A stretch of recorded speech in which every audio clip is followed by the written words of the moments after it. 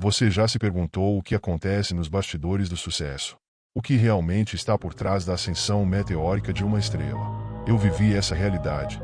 Trabalhei lado a lado com uma das maiores vozes do sertanejo. E o que vi foi muito além de fama, talento ou sorte.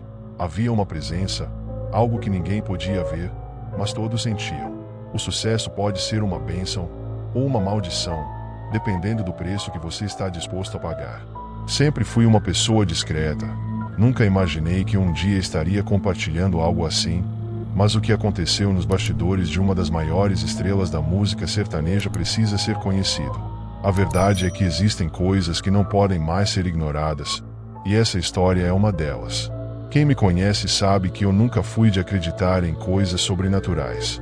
Sempre achei que o sucesso, a fama e a fortuna vinham com trabalho árduo, dedicação, claro, um pouco de sorte. Até que vivi o que vou contar agora.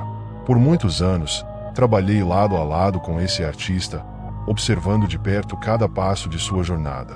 O que começou como um sonho, estar nos bastidores, ver de perto o glamour, as turnês, o carinho dos fãs, aos poucos foi se tornando um pesadelo silencioso. Um segredo obscuro parecia rondar cada aspecto da vida desse cantor. Ao longo do tempo, percebi que o sucesso meteórico que ele alcançou não era fruto apenas de talento e esforço. Havia algo muito mais sinistro em jogo. No começo, tudo parecia normal. Ele era uma pessoa carismática, cheia de energia, e a equipe adorava trabalhar com ele. As primeiras turnês foram cheias de pequenos desafios, como qualquer início de carreira. Mas então, uma noite, tudo mudou. E é aqui que minha história realmente começa. O cantor era talentoso, sim, mas o mundo da música é cruel. As portas não se abriam facilmente, e mesmo com o público gostando dele, parecia que ele estava preso em um ciclo de shows pequenos e falta de reconhecimento. Durante meses, viajamos de cidade em cidade, apresentando-nos em lugares onde mal conseguíamos atrair um público significativo.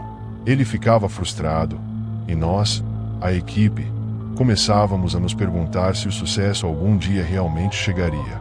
Foi durante um desses shows em uma cidade pequena que tudo começou a mudar. Lembro-me claramente daquela noite. O som estava uma bagunça, o público parecia desinteressado e, quando o show terminou, havia um silêncio constrangedor. Ele estava visivelmente abatido. Não era o tipo de pessoa que desistia fácil, mas naquela noite, algo se quebrou dentro dele. Ele saiu do palco sem falar com ninguém e desapareceu. As horas passaram e ninguém tinha ideia de onde ele estava. Nós, da equipe, tentamos ligar, enviar mensagens, mas ele simplesmente sumiu. Fomos para o hotel, esperando que ele aparecesse pela manhã, mas eu não podia deixar de sentir que algo havia mudado profundamente. Quando ele finalmente voltou, havia uma transformação nítida em sua expressão. O cansaço habitual que víamos havia desaparecido, substituído por uma confiança perturbadora. Seus olhos brilhavam de maneira quase sobrenatural, e sua postura tinha mudado completamente. Nos dias que se seguiram, algo curioso começou a acontecer. De repente, portas que antes estavam fechadas se abriram. Produtores que não davam a mínima para o trabalho dele começaram a ligar. Gravadoras que nunca haviam mostrado interesse queriam assinar contratos. A ascensão foi tão rápida que nem tivemos tempo de processar o que estava acontecendo. O cantor, que até então lutava para ser reconhecido, estava agora no centro das atenções. A equipe estava eufórica, mas, para mim, havia algo errado. A rapidez com que tudo estava acontecendo não parecia natural. Eu estava ali desde o começo, sabia o quanto ele havia lutado, mas a mudança foi tão súbita que não podia ser apenas fruto do acaso. E aí começaram os boatos. Nas noites de turnê, enquanto viajávamos por estradas desertas de cidade em cidade, a equipe começou a falar. Cochichos surgiam sobre como era possível que tudo tivesse mudado de uma hora para outra. Alguns diziam que ele havia feito um pacto. Eu ria no início, achando que era apenas conversa fiada. Mas então, as coisas começaram a acontecer. Luzes piscando nos bastidores, microfones que falhavam nos momentos mais cruciais dos ensaios, a sensação de ser observado, mesmo quando não havia ninguém por perto. Uma sensação de desconforto começou a se espalhar pela equipe. Lembro-me de uma vez em que, durante um show, todas as luzes do palco apagaram de repente. Ficamos no escuro por segundos que pareciam uma eternidade. Quando as luzes voltaram, ele estava lá, parado no centro do palco, com um olhar vazio, como se estivesse em transe. A música recomeçou, e ele cantou como se nada tivesse acontecido, mas nos bastidores, todos sabíamos que algo muito estranho estava acontecendo. A partir desse ponto, os fenômenos sobrenaturais começaram a se intensificar. Eu ouvi mais de uma vez colegas falando sobre o comportamento estranho dele. Às vezes, ele era visto falando sozinho em seu camarim, ou andando pelos corredores dos hotéis como se estivesse conversando com alguém invisível. As sombras nos bastidores pareciam ganhar vida. Havia uma presença, algo que todos nós sentíamos, mas ninguém ousava comentar. Em uma noite, um dos membros da equipe, um técnico de som que trabalhava conosco há anos, decidiu pedir demissão. Ele disse que não aguentava mais os eventos estranhos que cercavam o cantor. Seu semblante estava carregado de medo. E, naquele momento, percebi que aquilo que muitos pensavam ser apenas coincidência ou estresse estava além do controle humano. Os boatos sobre um pacto se tornaram cada vez mais frequentes. Alguns músicos começaram a evitar ficar sozinhos com ele.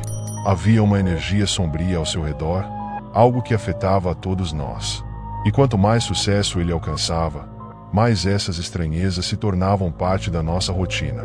Certa noite, após um show especialmente intenso, eu o confrontei. Esperei até que todos saíssem do camarim e o encontrei sentado em frente ao espelho, em silêncio. Sentei-me ao lado dele e perguntei, de forma direta, o que havia acontecido naquela noite em que desapareceu. Ele riu, mas foi uma risada sem humor, carregada de cansaço. Você não entenderia, ele disse, sem me olhar nos olhos. Insisti. Perguntei sobre o pacto, sobre os rumores que circulavam entre a equipe, sobre as sombras que todos víamos nos bastidores. Ele parou de rir e olhou para mim com uma expressão vazia. Seus olhos, que antes eram cheios de vida, agora pareciam opacos, sem emoção. Nem tudo é sobre talento, ele disse, quase sussurrando. Às vezes, é sobre quem você está disposto a agradar.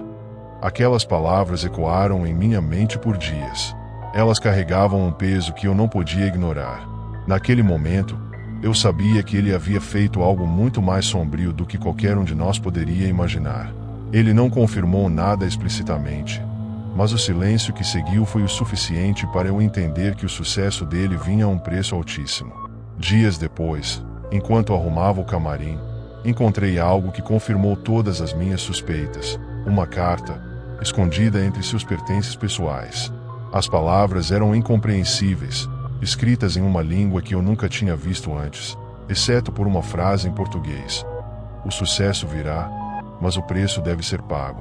Foi aí que tudo se encaixou, as mudanças nele, o comportamento cada vez mais estranho, os fenômenos sobrenaturais, tudo fazia parte de algo maior.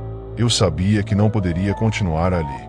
Pedi demissão logo depois, dizendo que era por motivos pessoais. Mas, na realidade, eu estava fugindo do que tinha presenciado, fugindo do fardo de saber que aquele sucesso meteórico tinha um preço muito maior do que qualquer um de nós poderia pagar. Desde então, nunca mais procurei saber o que aconteceu com ele. Mas algo me diz que o fim dessa história não foi feliz. Algo dentro de mim ainda me diz que o preço cobrado por aquele pacto ainda está sendo pago, e não apenas por ele. Hoje, ao contar essa história, uma coisa ficou clara para mim: o sucesso, a fama e a fortuna têm seus mistérios. E às vezes, esses mistérios vêm de lugares que nós, mortais, não deveríamos tentar entender. O preço do sucesso, afinal, pode ser mais alto do que estamos dispostos a pagar.